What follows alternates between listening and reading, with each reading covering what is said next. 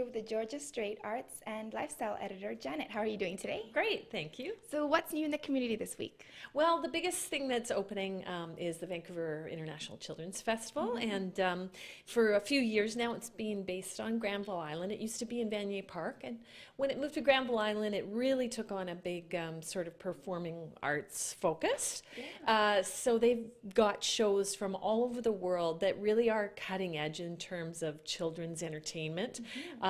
Something that's happening around the world that we haven't really seen here that much is theater that focuses on kids younger and younger, like even kids who can't even hardly talk yet. So there actually is one of these pieces. There was a piece like this last year that was really popular with people, and now there's another one this year from Quebec, and it's called Where I Live, and it's actually focused on kids as young as 2 years old. And the people who made it in Quebec spent a year at a daycare with kids that age, building the props for it, building the story for it. And it's just really, really interesting because for a lot of parents, they wouldn't think of taking kids that small to theater, but it actually is something that's really, really fascinating to watch. They totally understand what's going on. It's not theater that's as narrative or story-based as you will see for older children. It's more about impressions, and they wear sort of cardboard houses on their heads to make houses, and they wear little cars on their shoes to make little cars, but it's not as fun and silly as you would think. It actually asks big philosophical questions like, who are we? Where did we come from?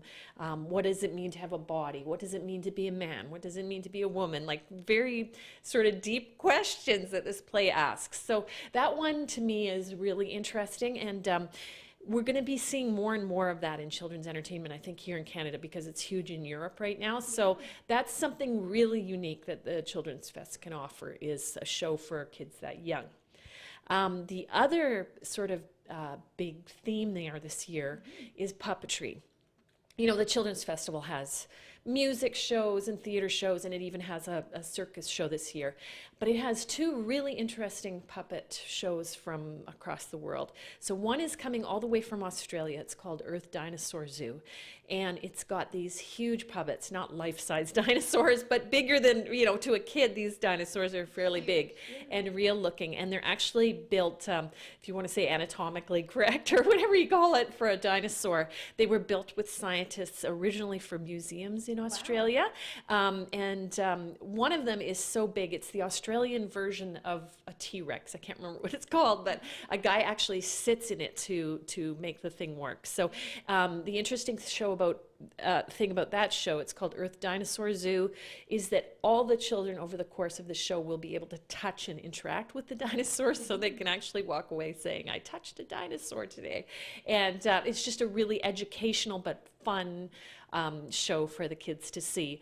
The other one is completely different. It comes from Germany. It's called The Frog King, and it's sort of an old school German puppet master that's bringing that show here. He hand makes all his puppets from cloth, and they're extremely lifelike. The faces don't move, but they're all kind of sewn to look like they have expressions on them and so on. And he stands on the stage working them, and he actually speaks to the audience too, so the kids can see him, and he works as an intermediary with the kids. So what is amazing to me is that kids today, even though we complain about them being sort of TV addicts and computer addicts, actually still respond incredibly to puppetry. It still holds a huge amount of magic for them. And I think that's what's really cool about the Kids Fest as well, is there's not many places you can take a kid these days to see like a really high caliber puppet show. And these are a couple that they could see there. There's much, much more down there, but things kick off on Tuesday, May 27th and run right through the weekend, Sunday. That sounds great. And what else is the Children's Festival offering besides the shows?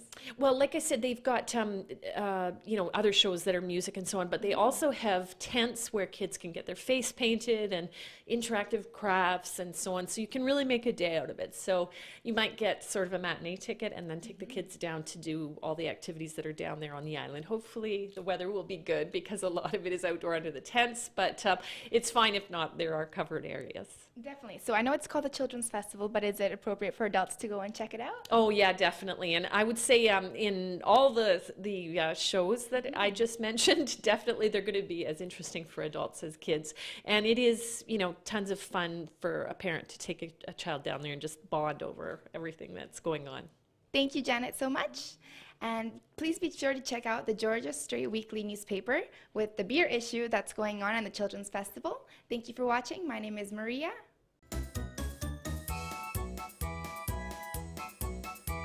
感谢收看今天的大温故事，我们下期再见。